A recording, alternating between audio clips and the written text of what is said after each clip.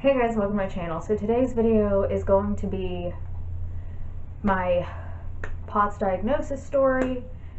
I kind of did a little bit of this last year as I was going through getting the diagnosis and going through everything, but I never actually sat down and just told the actual story. If you want to see the vlogs and like how I actually did it at the time, I will link those somewhere in the cards. I think it's this side.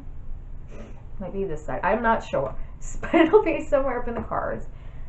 Because I'll probably just link my whole entire playlist. Because I have so many videos of it, I don't know which ones to start with. And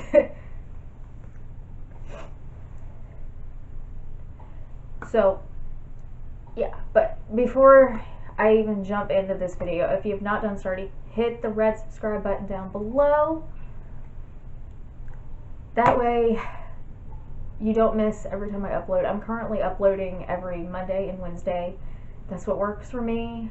Occasionally there will be a bonus video either on a Friday or a Saturday. It just depends on what kind of mood I'm in and if I felt like filming or yeah.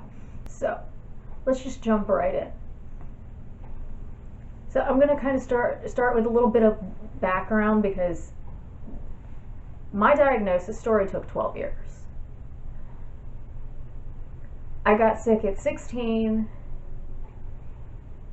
And I am going to tell why. I'm not trying to get in trouble. I'm not trying to get sued. I'm not blaming anybody. But I am going to explain why I think I got sick.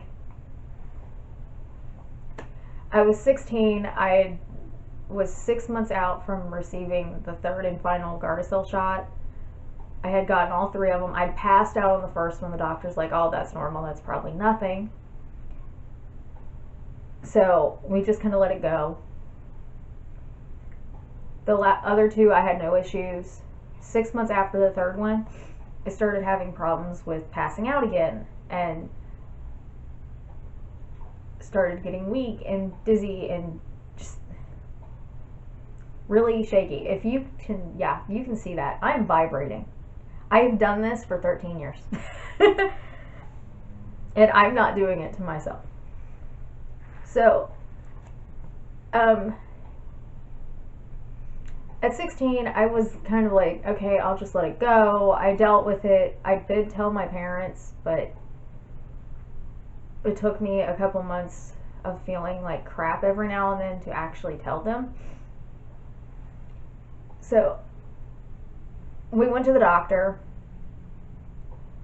At 16, the doctor looked at me and said, you're 16, there's nothing wrong with you. This is anxiety. And then after he got off the anxiety thing, he goes, or you could just be crazy. He didn't actually come out and say that, but that's what he implied. I'm sorry, but I was 16. I knew my body and I knew what was going on with it. I knew I wasn't crazy. And then he said, well, if you pass out, we'll do a tilt table. And I'm thinking, I have passed out. I have passed out several times. And he just didn't hear that. It's like he completely shut that out and didn't hear it. So other than running some blood work to make sure I didn't have some other issues, he didn't do anything and just kind of blew me off. So I kind of, up until I was like 22, I gave up on doctors completely. I had seen some doctors. Every other doctor I had seen after the doctor at 16 told me I was crazy basically said the same thing. Or I had a gynecologist tell me, oh, you're just a female, this is just what happens. Because the doctor recommended, well, she could go to a gynecologist and they might be able to do something for her. Like, what? What are they going to do for me?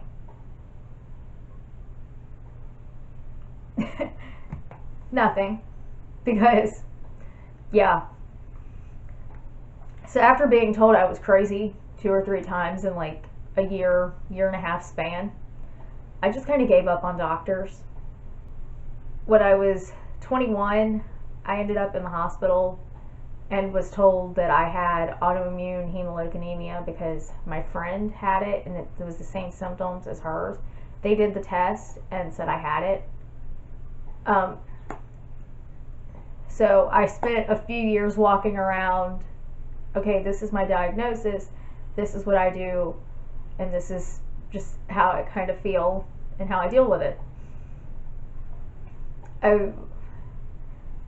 Fast forward to February of 2021, I woke up one day feeling like I was hit by a bus. I hadn't done anything different. I hadn't changed anything that I was taking. Nothing at all. I just woke up one day and felt like I had been hit by a bus. So I kind of took it easy, did my normal stuff because I was working. I could not go to work because the job I had, you kind of had to schedule it or have someone cover you, and there was no way I was getting anyone to cover me that late in the morning.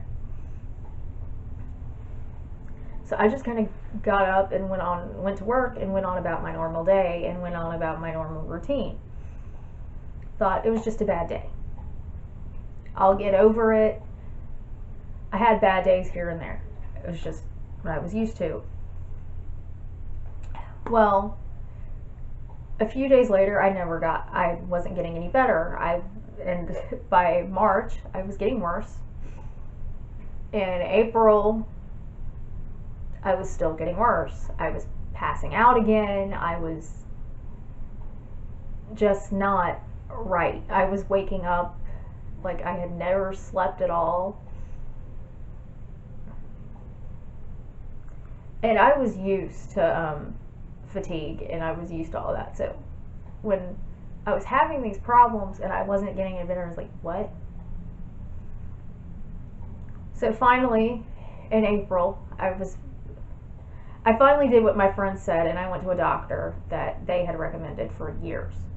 And this doctor was really hard to get in with. He hardly ever had new patient appointments, or if you could get in with him, he was in an office so far away from here, I actually had to drive an hour from my house to get there, and I wasn't going to do that. Well, last April, my friend said, you have to go see him. And I said, okay. At this point, I'll do anything. I looked him up. He had changed offices, and he was 20 minutes from my house. So I was totally willing to do that. At this point, I think I would have traveled an hour if I had to. But I went in there to see him, and within maybe a 5-minute conversation, he told me, you've been sick for 12 years. That's too long, and we're going to figure this out. So that's what prompted the entire diagnosis journey thing. Like, he started with blood work, like your typical blood work that you do, and just said, we'll see what comes back. The only thing that came back was my ferritin was extremely high. It was like 6 times higher than it was supposed to be. It was the only thing that came back abnormal. So it was like, what? Okay, you go off the iron supplement and it slowly drops. Well, and we weren't saying at this point that that's what it was. We were just trying to see what else we could do. Well, 2 weeks later, I ended up back at the doctor's office for new symptoms. Chest pain, heart palpitations. I was back at the doctor's office. They ran an EKG, scheduled me for a Holter monitor. And the problem was they only scheduled me for a 1-day Holter. And everybody has said that that is not long enough. Everybody else that I'd seen said, no, you should have been scheduled for longer than that. But I saw a nurse practitioner that second time around because I had to, because the doctor was booked. I wasn't getting in with him. So I went for the Holter monitor. And 2 weeks after the Holter monitor, and of course this Holter monitor didn't show anything because it wasn't long enough to show anything. And every doctor I saw said that. If it would have been a longer Holter monitor, something would have shown up. So 2 weeks after the Holter monitor, I ended up back in the hospital, or I ended up back in the doctor's office because I passed out. And I was still having chest pain, and I was still having all these issues, and everything was slowly getting worse. So at that point, I finally got to see the doctor again at that appointment instead of a nurse practitioner, which helped a whole lot. He redid the blood work to make sure something wasn't wrong on it. He added in another test, and he added in the test to check for autoimmune hemolytic anemia, because he put it in the first time and the insurance didn't cover it, so he put it in the second time and they did that time. And that was the point I was told I did not have that. He didn't understand how I was diagnosed with that, because that's something you don't outgrow it. It doesn't just go away. But after more blood work, he said, okay, we're going to do an echo. So I went in for an echocardiogram. This was a 2-month wait. It was like a 6-week wait to get the appointment for the actual echocardiogram. So in July, I finally got to go for my echocardiogram. And normal. Heart looks normal. Nothing is showing on that. So we took that and went, okay, that's good. But you're still experiencing those symptoms and something is seriously wrong. So they sent me to a cardiologist. And 2 weeks after, it took 2 weeks to get in with a cardiologist, which I was amazed, because most of the time getting in with a specialist of any type, especially a cardiologist, is at least a 6-month wait. So I got in within 2 weeks. So I went into that appointment with a cardiologist, and he pretty much blew me off. He told me it's probably anxiety, but just to make sure, he said, just to be sure, we'll run a week-long event monitor. We'll do a stress test, and we'll go from there. But if nothing shows, most likely it's anxiety. And then he said, well, the Holter that you already had showed PVCs. And I said, yeah, that was mentioned on the EKG, but they said that nothing showed on the Holter monitor. Turns out it did. But it was PVCs. It was like, he's like, everybody has them. There's nothing to worry about. So within the next week, I had a stress test, which showed ST depressions. I'm trying not to be too fancy, because I know not everybody understands these words and what I'm saying. But yeah, so I had that. I had the event monitor. Showed a couple PVCs. It showed some other stuff, but nothing that the cardiologist was concerned about, because I went back to the cardiologist 3 weeks later after having this test, and he completely freaking blew me off.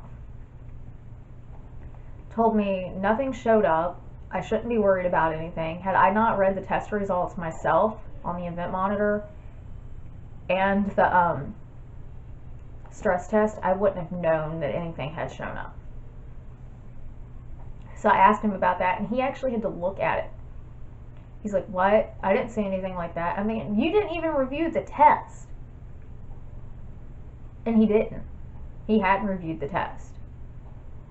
So what he did was, because I was having chest pain that day, and he said, he just kind of blew me off. But when I was saying I was still having chest pain, he's like, okay, if you're still having chest pain, eventually you're going to end up having an angiogram eventually. So either I'm going to send it for you or someone else will. So he just went on and scheduled a CT angiogram of my heart. And he wanted to make sure it wasn't my gallbladder, because he was convinced it was gallbladder pain.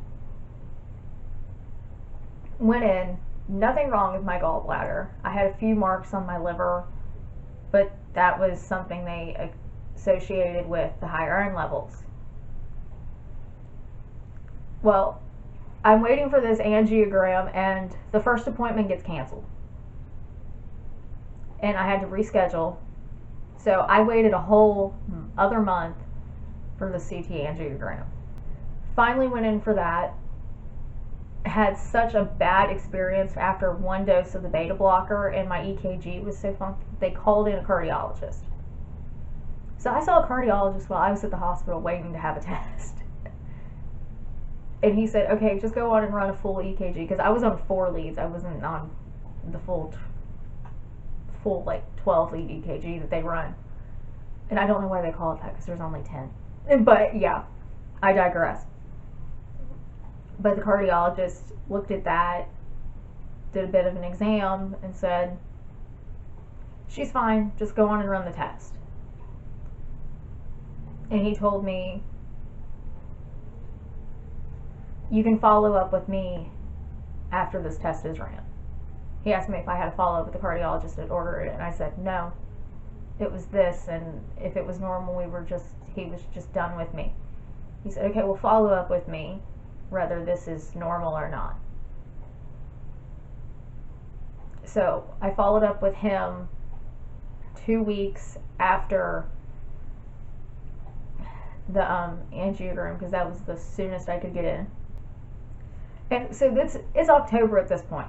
So I had a neurologist appointment in between my angiogram and my new cardiologist appointment, and that showed nothing. She did an angiogram of my brain and my neck, and she did an EEG to rule out seizures, because yeah, this looks like seizures to most people. But nothing. All good, all clear. So yeah, that's why I kind of don't mention it, because it's kind of like not prevalent at all, because yeah. So it's October at this point. I finally see the new cardiologist, and he went through every test I'd had. Didn't just read the results that the other doctors had put on him, but actually went through the test himself and came up with his own results. And he said, so the other cardiologist didn't do anything. I said, nope, he didn't put you on any medication. He said, nope. He said, okay, I'm going to start you on this medication. He didn't tell me what it was for. He just started me on a new medication. And he told me we were going to try vestibular rehab for my dizziness. That was the game plan. And he wanted to check my magnesium and my ferritin levels. So 3 days later, because I already had an appointment with my primary doctor for 3 days after this cardiologist appointment, I went into that appointment, and the doctor said, so what'd the cardiologist say? I said, nothing, he just put me on this medication. And he said, well, that's for POTS. And I said, okay. And he said, so if it helps you, have POTS. And I had gone through like the poor man tilt table test. The first cardiologist did one, the second cardiologist did one, my regular doctor did one. I had 3 of them. All of them with red flags of, hey, ding dong, this is what it is. So I think the first cardiologist I saw just looked at it and went, nope, not it.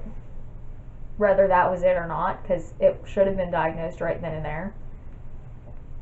And my primary doctor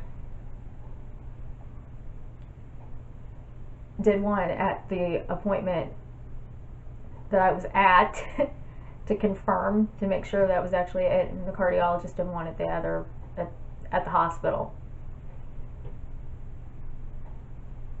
And he said, you had beta blockers on you, it's not as accurate, but your heart rate still went up enough for me to go, this is POTS. And this was told to me in January.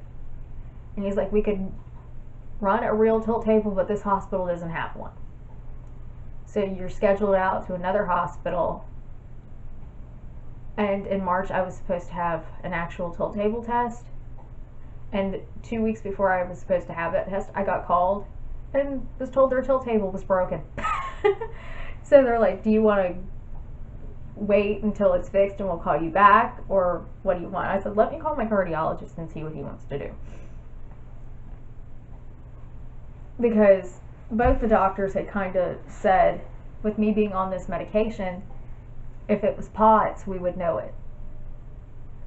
Without, because the cardiologist didn't say that. That was like, he kind of implied it without saying, this is your diagnosis. My regular doctor said, this is it. If this medication helps, this is it. So I was diagnosed in October by my regular doctor because of the cardiologist putting me on this medication. And then in January, when I went in for my follow-up with the cardiologist, he wasn't even going to tell me what it was. I actually had to ask him. I said, so what is it? And he said, it's POTS. Didn't explain it to me, didn't tell me what it meant. The only reason I understood what POTS was because when I went home from my doctor's appointment in October, after being told you're on the medication for POTS and having the positive tilt table test, because even though it's a poor man's one, at the doctor's office, it was kind of like, they didn't tell me what it was. It was just kind of, well, because he wasn't really supposed to tell me, I don't think, but he wanted me to know. So he told me. I went home, looked it up, and sure, red flags went off everywhere. That was it. I had almost every single one of those symptoms without realizing it. So basically, my diagnosis story is weird, long, and every which direction possible, because yeah, it took several years and several doctors, and it took until a medication that I was put on by a second cardiologist that my primary doctor went and said, this is what it is, and did the test for it and said, yep, there's no denying that you have POTS. So I was officially diagnosed in October 2021. That's how I count it.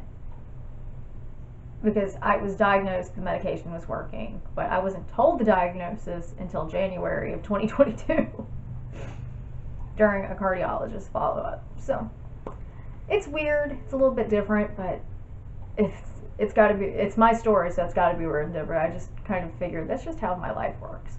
It's weird, different. And I got extremely lucky that I had two doctors that actually knew what it was. Because the cardiologist or the neurologist I saw kind of hinted at it, but never said anything about it. So I was like, okay. So it took me until I saw my other doctor, and then I had to ask the cardiologist in January to confirm it. So, yep, that's my POTS diagnosis story. If you like this video, give it a thumbs up. Like I said, if you didn't do so already at the beginning of the video, hit the red subscribe button down below. Other than that, thank you for watching, and I will see you in my next video. Bye-bye.